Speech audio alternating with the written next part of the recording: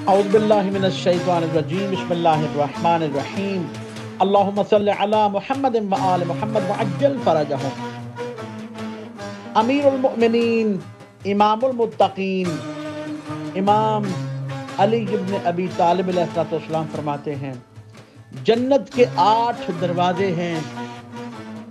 ایک دروازے سے انبیاء کرام اور صدیقین گزریں گے، ایک دروازے سے شہداء و صالحین گزریں گے، اور 5 دروازوں سے ہمارے شیعہ اور محب گزریں گے۔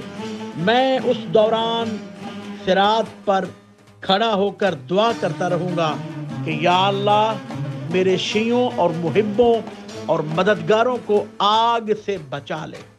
اس وقت عرش کے درمیان سے ایک آواز آئے گی کہ میں نے تیری دعا قبول کی اور شیعوں کے حق میں تیری شفاعت قبول کی۔